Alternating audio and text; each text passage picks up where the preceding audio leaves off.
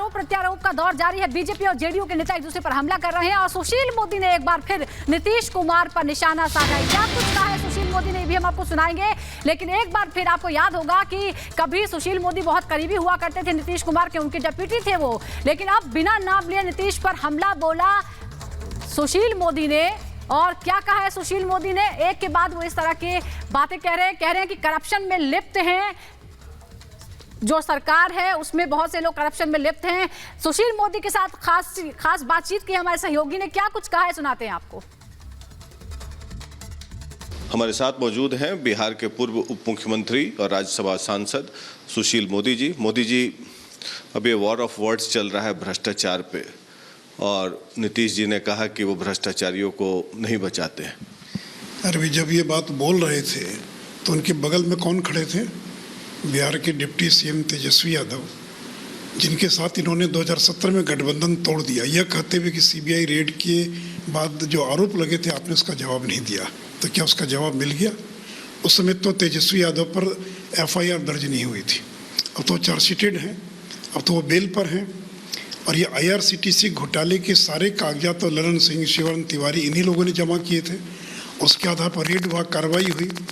तो आप जिनको अपने बगल में बैठाए हुए हैं और जिनके साथ आपने समझौता किया, लालू प्रसाद यादव, जो 5 से ज़्यादा भ्रष्टाचार से जुड़े मामलों के अंदर सजा याफ्ता है, और फिर कह रहे हैं कि भ्रष्टाचार के साथ मैं कोई समझौता नहीं करूँगा। तो आप संरक्षण दे रहे हैं, आप अपने अगल बगल में वैसे लोगों को की मदद कर रहे हैं, वैसे लोगों को आपने जिंदा कर दिया जो जिनका पूरा परिवार आकंठ भ्रष्टाचार में डूबा था।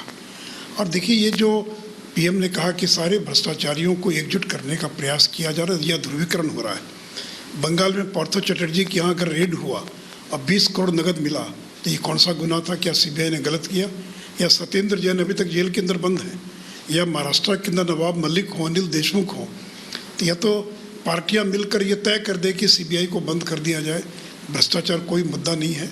लेकिन अगर केंद्र की सरकार या सीबीआई, ईडी अगर भ्रष्टाचार पर अगर हमला करिए, कुठाराघात कर रही है, और नीतीश जी जैसा व्यक्ति, जिनसे मुझे तो ये उम्मीद नहीं थी कि वो लालू यादव से कभी समझौता करेंगे, और उस तेजस्वी यादव को संरक्षण दे रहे हैं, उसको महिमा मंडित कर रहे हैं और कह रहे हैं कि भ्रष्टाचार से को मैं संरक्षण नहीं दे रहा हूँ, तो ये क्या कर रहे हैं नीतीश जी? आप तो भ्रष्टाचारियों को आपने जिंदा कर दिया, आप तो उनको संरक्षण दे रहे हैं।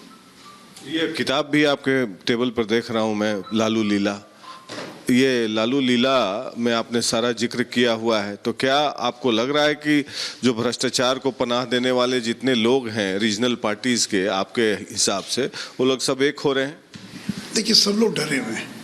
नरेंद्र मोदी की लोकप्रियता को देखते हुए आज तक इस व्यक्ति के दामन पर एक भी कभी कोई दाग नहीं लगा है, और भ्रष्टाचार से नरेंद्र मोदी ने आज तक कभी समझौता नहीं किया, न करेंगे वो।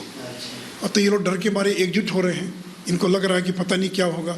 लेकिन आज नीतीश कुमार, अगर आज वो केसीआर वो कह रहे हैं कि मैं दिल्ली जाऊंगा, लोगों से मिलूंगा, तो किनके साथ बात करेंगे? ममता बनर्जी कौन है?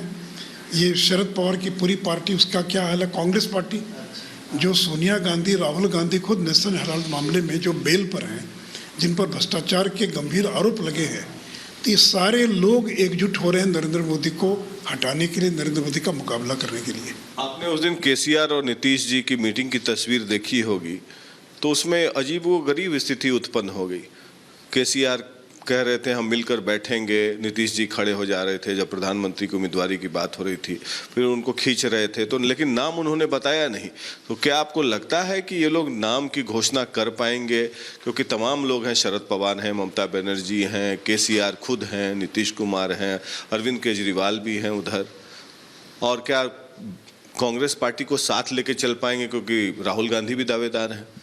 देखिए, नीतीश जी ने केसीआर को बुलाया था बिहार, ताकि उनके प्रधानमंत्री पद की जो उम्मीदवारी है उस पर मोहर लगा सके, स्टैंप लगा सके। लेकिन केसीआर ने इनकार कर दिया। केसीआर उनकी उम्मीदवारी को घोषणा करने के लिए तैयार नहीं थे, और बैठिए चलिए इसका ये खेल होता रहा। तो जिसको म्यूजिकल चेयर कहते हैं, म्यूजिकल चेयर का खेल 2024 तक चलता रहेगा। कोई किसी को स्वीकार करने के लिए न तो तैयार हैं, और देखिए, अगर गलती से इनमें से कोई भी एक व्यक्ति देश का प्रधानमंत्री बन गया तो कितनी सीट जीतेंगे? उनकी अपनी सीट होगी 10, 12, 15, 20, 25। तो देश का क्या होगा? क्या 25 और 30 सीटों वाला देश का प्रधानमंत्री बनेगा तो देश बच पाएगा? क्या देश चीन और पाकिस्तान का मुकाबला कर पाएगा? देखिए, प्रधानमंत्री वही बन सकता है जिसके पास 250-300 सीटें हों, और नहीं तो अगर राजनीतिक अस्थिरता पैदा होगी तो फिर जो गुजराल के समय हुआ, देवगौड़ा के समय हुआ, चौधरी चरण सिंह बहुमत भी सिद्ध नहीं कर पाए, या चंद्रशेखर, तो क्या देश वैसे दौर में लौट के जाना चाहता है? मुझे तो नहीं लगता है। ये देश अब 90 के दशक से बहुत आगे निकल गया है। एक मजबूत प्रधानमंत्री, निर्णय लेने वाला प्रधानमंत्री चाहिए। बाकी तो देखिए, हर चुनाव के पहले ये नाटक होता है। जैसे मैंने कहा कि ये कॉमेडी शो था विपक्ष की एकता का, जो पूरी तरह से फ्लॉप हो गया। तो न तो नीतीश कुमार केसीआर का नाम लेंगे, न केसीआर नीतीश कुमार का नाम लेंगे, ना पहले लेंगे ना बाद में लेंगे। तो ये विपक्ष की जो एकता, ये एक कॉमेडी शो है। जेडीयू पार्टी ऑफिस में तमाम तरह के पोस्टर्स लग गए हैं मोदी जी नीतीश कुमार के इसमें तारीफ में।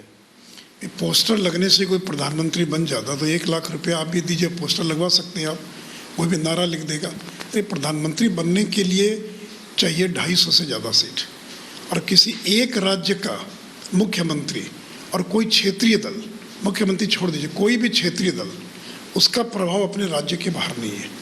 जनता दल यू का क्या हाल है? बिहार के बाहर कहीं है इसका प्रभाव? एक जो एमएलए था अरुणाचल में, वो भी बीजेपी में चला गया, तो उनकी पार्टी खत्म हो गई। तो ये जितने क्षेत्रीय दल हैं, चाहे ममता बनर्जी हो, चाहे केसीआर को, ये सब अपने अपने राज्य तक सीमित है। तो कोई अपने राज्य तक जो सीमित व्यक्ति वो मुख्यमंत्री बन सकता है, लेकिन क्या वो देश का प्रधानमंत्री बन सकता है क्या? तो प्रधानमंत्री तो बीजेपी जैसी पार्टी जिसकी 18 राज्यों में सरकारें हैं, हमारे बूथ लेवल तक हमारी कार्यकर्ता है, तो इसी प्रकार की पार्टी का व्यक्ति प्रधानमंत्री बन सकता है। और नरेंद्र मोदी बनेंगे, दूसरा कोई नहीं बनेगा। और बाकी ये तो दिवा सपन, जिसको डे ड्रीमर, ये दिन में सपना देख रहे हैं। तो केसीआर, इन सब लोगों को लगता है कि शायद मैं बन जाऊँ, शायद हम बन जाए। लेकिन ये कितना भी जोर लगा लें, ये ना तो एकजुट हो सकते हैं, ना नरेंद्र मोदी का मुकाबला कर पाएंगे।